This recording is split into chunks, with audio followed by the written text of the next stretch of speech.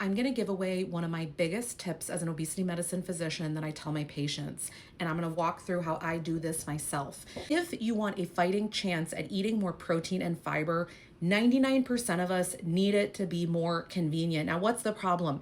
A lot of us don't have time to prep a million things. So even if you know what you're going to make and you have the things in the house, you in the moment you're like, I don't remember what I can eat for dinner when you get home. Unless you're that person where you have it all written out a week ahead of time. Congratulations, most of us can't handle that. Okay, so I always say you need to know some options for breakfast, lunch and dinner, and snacks. Now I group lunch and dinner together. To me also, I'll eat breakfast any time of the day person, but I sat here and wrote out for myself what are things that have good amount of protein, fiber, fats that feel good for me personally. Now I'm a vegetarian, and I wrote down, okay, what are breakfast things that I know I like? What are lunch and dinner things? What are snack things? And what are drinks that I'm really liking right now?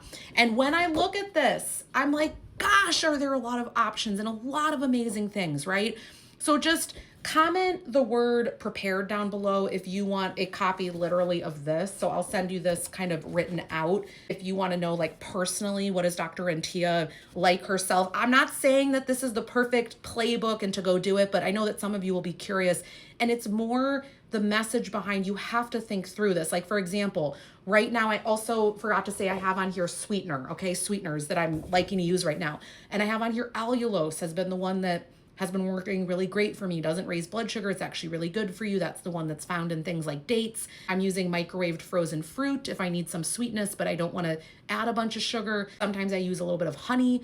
I write this out because in the moment I just forget. And then I'm sort of like deer in a headlight. I'm hungry. How am I going to stay on track? You need to have things written out. Yes, you can do it in your phone, but let me tell you why I like you to go old school and actually have this on the fridge magnet up, because you don't want to have to go digging around with technology at the time when you need something. So if you make this, you take a screenshot, you put it as the screensaver on your phone, fine, but do not bury this somewhere where you don't have access to it. Also, update this often. So as I'm talking, I'm like, oh, I forgot to put egg salad on here, right? So there's more and more things. I'm sure that I'm going to keep adding to this list, right? I re-update this every few months. My taste preferences change. What I like changes. You will also see that cottage cheese and Greek yogurt, there are certain things that show up all the time in different combinations. It's just the way that I personally like to eat.